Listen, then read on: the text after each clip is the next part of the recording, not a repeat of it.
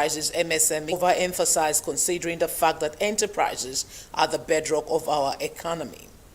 Earlier, the Minister of Humanitarian Affairs and Poverty Alleviation, Dr. Betta Edu, said the government is at a point of lifting 50 million Nigerians out of poverty, which has prompted the market money scheme, which is now targeted at 1.5 million beneficiaries across various states in the country to cover all the 109 senatorial districts. In fostering inclusive growth and providing tangible benefits to those who need it most, especially women and persons with disability. By supporting micro, small and medium enterprises, we empower local entrepreneurs to generate employment, thereby offering a lifeline to those struggling to make ends meet. This not only reduces unemployment rates, but also enhances the overall well-being of individuals and families. Small-scale businesses provide a platform for economic empowerment of those with limited resources who can become self-reliant entrepreneurs when equipped with skills and a supportive environment. It is in this regard the rebranding of the three components of the program is significant. Thus, trader money is not trader money, that's English. Trader money, is that not what we call our money? Trader money, now rebranded Owoja. Olilanya Undi na Bamboo. You see, they left me to do this, so you have to give me support. The poverty line, and that's what we continue to do on a daily basis. We have already flagged off the conditional cash transfer to 15 million households, and as we speak, we did a thorough verification process and came up with real individuals with in-person verification. And today they are receiving their alerts in their phones, and their lives are being changed because they are using this to set up little businesses. They're using it to pay for their children's school fees. They're using it to support their family in different ways. The Senate has passed the Major Term Expenditure Framework and Fiscal Strategy Paper, MTEF and FSP for 2024-2026, a set of assumptions that were used to prepare the country's budget over the next 3 years. The upper chamber approved the document with a borrowing plan of 7.8 trillion naira for 2024, 9 trillion naira deficit, and federal government total expenditure of 26 trillion naira. The Senate also approved benchmark oil price of $73.96, $73.76, and $69.90 per barrel for 2024, 2025, and 2026 respectively. The Senate, however, resolved that all items locally produced should be banned from importation.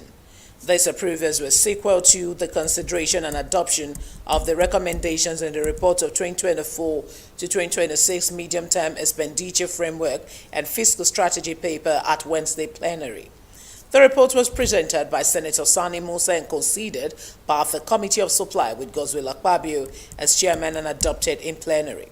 The Joint Committee chaired by Senator Sani observed that a significant number of the federal government's revenue-generating agencies engaged in arbitrary, frivolous and extra-budgetary expenditure, and the committee also recommended that a review of the laws of all revenue-generating agencies be carried out.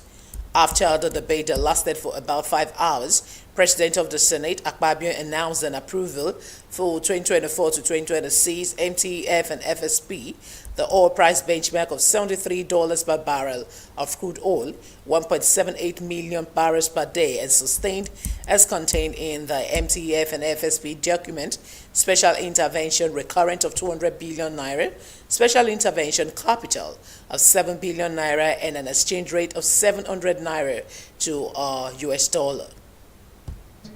That the recent abduction of 19 individuals, yes, 19, including my senior legislative aide, Barrister Chris Agidi, in the Galadima neighborhood, Abuja, exemplifies the gravity of the situation.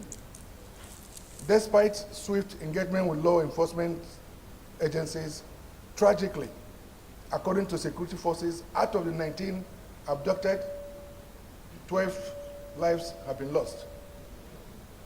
And 7 individuals are still being held captive in a forested area spanning approximately 100 kilometers.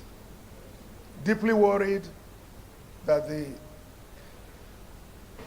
failure to urgently address the kidnapping crisis in Nigeria, especially in FCT, could result in social unrest, loss of confidence in governance, humanitarian. So many citizens no longer sleep in their homes.